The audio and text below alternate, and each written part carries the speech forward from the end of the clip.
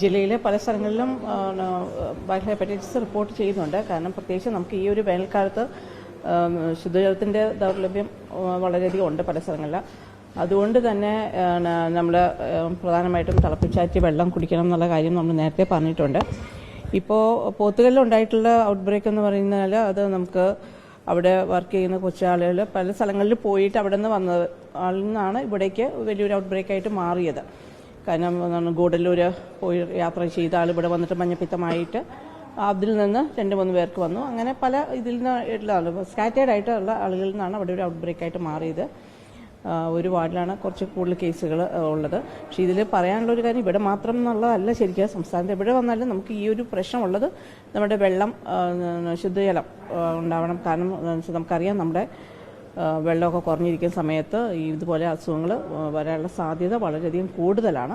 തിളപ്പിച്ചാറ്റി വെള്ളം കുടിക്കുകയെന്നും അതുപോലെ തന്നെ ടോയ്ലറ്റിൽ പോയതിനു ശേഷം കൈ നന്നായിട്ട് സോപ്പിട്ട് കഴുകുക, ആഹാരം കഴിക്കുന്നതിന് മുമ്പ് കൈ സോപ്പിട്ട് കഴുകുക, ഇങ്ങനെയുള്ള കാര്യങ്ങളും കൂടി നന്നായിട്ട് നോക്കിയാൽ മാത്രമേ നമുക്ക് ഇതിനെ കൺട്രോൾ ചെയ്യാനായിട്ട് കഴിയുള്ളൂ. ആ ഒരു ഇതാണ് നമുക്ക് പ്രധാനമായിട്ട് ശ്രദ്ധിക്കേണ്ടത്. പിന്നെ നമ്മുടെ ഹോട്ടലുകളിലും കാര്യങ്ങളിലൊക്കെ ജോലി ചെയ്യുന്ന ആളുകൾ സർട്ടിഫിക്കറ്റ് നമ്മൾ പറഞ്ഞിട്ടുണ്ട്, ഹെൽത്ത് സർട്ടിഫിക്കറ്റ് വേണം എന്നുള്ള കാര്യം പറഞ്ഞിട്ടുണ്ട്. ഇനി അങ്ങനെ ആരെങ്കിലും എന്തെങ്കിലും അസുഖമുള്ള ആളുകൾ ഒരു കാരണവശാലും ഇവിടങ്ങളിലൊന്നും ജോലി ചെയ്യാൻ പാടില്ല എന്നുള്ള കർശന നിർദ്ദേശവും കൊടുത്തിട്ടുണ്ട്. ആശുപത്രിയിൽ കഴിയുന്നവരുടെ ഇതിലിപ്പോൾ ആർക്കും വലിയ ഗുരുതരാവസ്ഥയിലൊന്നുമില്ല, എല്ലാവരും കൺട്രോൾഡാണ്. ഇതൊരു സെൽഫ് ലിമിറ്റിംഗ് അസുഖമാണ്. അതാണ് നമ്മൾ ഏറ്റവും ശ്രദ്ധിക്കേണ്ട ഒരു കാര്യം. ശരിക്ക് കൃത്യമായിട്ട് റെസ്റ്റ് എടുക്കുകയും അതുപോലെ ആഹാരം കഴിക്കുക, ശുദ്ധജലം കുടിക്കുക, ഇങ്ങനെയുള്ള കാര്യങ്ങളൊക്കെയാണ്. സിംറ്റമാറ്റിക് ട്രീറ്റ്മെൻറ്റാണ് ഇതിന് വേണ്ടത്. പിന്നെ പലരും ഒറ്റമൂലികളുടെ ഇതിലേക്ക് പോകുന്ന ഒരു അവസ്ഥ കാണുന്നുണ്ട്, അതൊന്ന് ഒഴിവാക്കേണ്ടതാണ്. അങ്ങനെയൊന്നും ചെയ്ത് ഇത് സെൽഫ് ലിമിറ്റിംഗ് ആണ് ഈ അസുഖം. പിന്നെ എന്തെങ്കിലും കൂടുതലായിട്ട് ബിൽഡപ്പിൻ്റെ അളവൊക്കെ കൂടുന്നുണ്ടെങ്കിൽ അത് ഡോക്ടേഴ്സിനെ കണ്ട് വേണ്ട നിർദ്ദേശങ്ങൾ ലഭ്യമാക്കുക എന്നുള്ളതാണ്. രണ്ടും വൈറൽ ഇത് തന്നെയാണ്.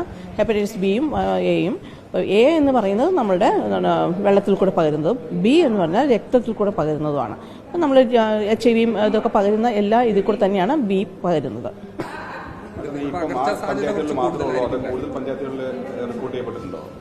അവിടെ നിന്ന് പോയിട്ടുള്ള സമീപ പഞ്ചായത്തുകൾക്ക് നമ്മൾ അലർട്ട് കൊടുത്തിട്ടുണ്ട്.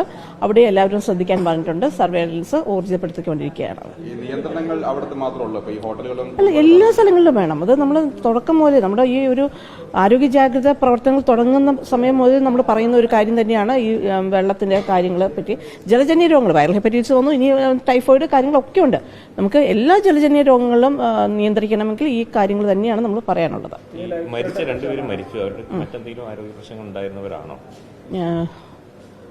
അത് ഞാൻ ഇതിൽ പറയണ്ട.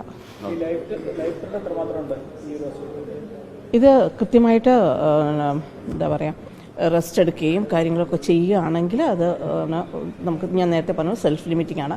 പക്ഷേ ഈ അസുഖം വെച്ചുകൊണ്ട് ജോലിക്ക് പോകുക, കഠിനമായ ജോലി ചെയ്യുക എന്നൊക്കെ ഉള്ളത് നമ്മൾ ശ്രദ്ധിക്കേണ്ട കാര്യമാണ്. റെസ്റ്റ് നിർബന്ധമാണിത്.